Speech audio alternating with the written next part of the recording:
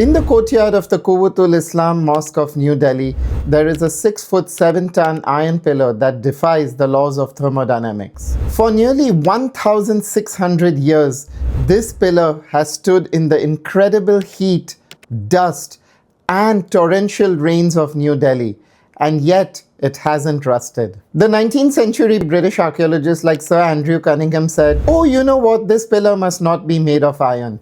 They could not believe that Indians would be capable of such an incredible scientific accomplishment. And yet the blacksmiths of the Gupta Empire accomplished just that. In today's video, I want to cover how they did it. More specifically, we are going to cover 3 things. First, this pillar has a chemical that modern scientists like to call as poison.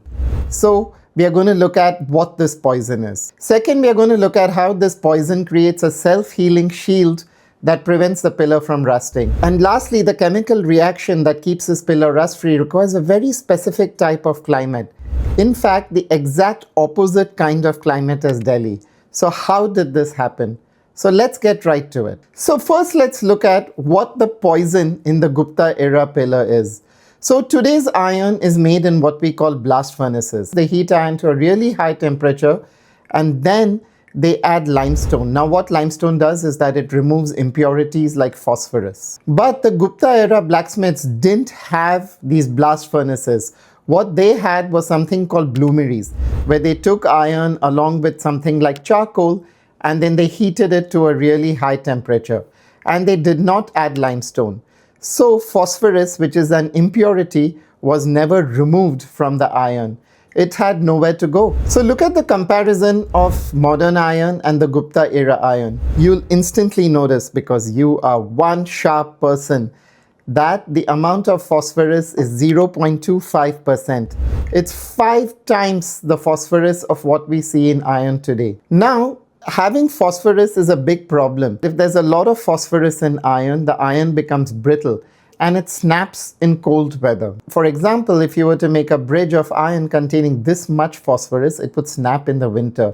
One might say that this is not an ideal bridge. So this brings us to the first question. If this pillar has so much phosphorus, then how has it not cracked under its own weight? This brings us to the second part. So the Gupta era scientists were like incredibly clever. Yeah, they kept the phosphorus, but they also kept the proportion of carbon and sulfur very low. So what happened is that this low composition of carbon and sulfur and the high phosphorus creates this alloy which is not brittle and which I'm about to show you now creates a shield that helps in keeping the pillar rust-free. So how does this phosphorus stop the rust? So now you think of normal iron. It creates jagged surfaces. Think of a wall with all these jagged rocks, and there are gaps between each of the rocks. Now oxygen slips through these gaps because oxygen is one sneaky chemical and it causes red rust. But this doesn't happen on the Delhi pillar. In the Delhi pillar, the phosphorus intervenes. And what the phosphorus does is that it creates an amorphous layer. Now the word amorphous means disordered. You know, disordered like liquid or glass or like passengers on a Bombay local train. Now because it is amorphous, there are no boundaries, there are no gaps. The phosphorus effectively coats the whole metal in this kind of glass shield. And the oxygen is now defeated because it cannot get through the shield. But then how does this glass shield spread over the entire surface? Now you remember when we spoke about the bloomery process, there are also these impurities called slag.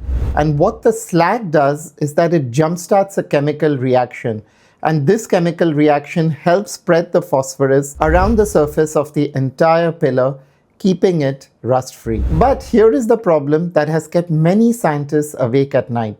And being awake at night in the olden days was very hard to do because there was no Netflix. So this chemical reaction that we spoke about is not instant. It takes decades for this protective layer to form.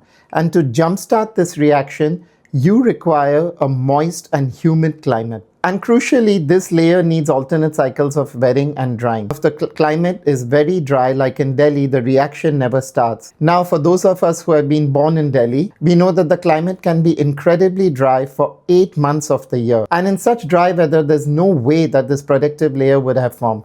So how did it happen? Now the answer is in a plot twist. There's an inscription on the pillar and it's called the Vishnu Padagiri, the feet of Vishnu. And archaeologists have been able to study this inscription and trace this pillar not to Delhi but to a town called Udayagiri, which is 1000 kilometers to the south. Now Udayagiri is on the Tropic of Cancer. It has a perfect humid climate. It has these wet-dry cycles that are essential for this chemical reaction. And for the first 600 years of its life, this pillar stood in Udayagiri, at which point the Tomar kings took the pillar to Delhi. So by the time the pillar had reached Delhi, it had already formed that protective shield and had become invulnerable against Delhi's hot and dry climate. So the pillar is indeed made of iron. It has been made by simple ingenuity. The blacksmiths of the Gupta era were so good, they were so close to the metal that they intuitively sensed what would make it strong.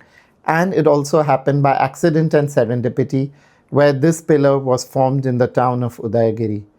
So I hope you enjoyed this episode. If you're interested in Indian history, mythology and Buddhism, please consider subscribing for this channel.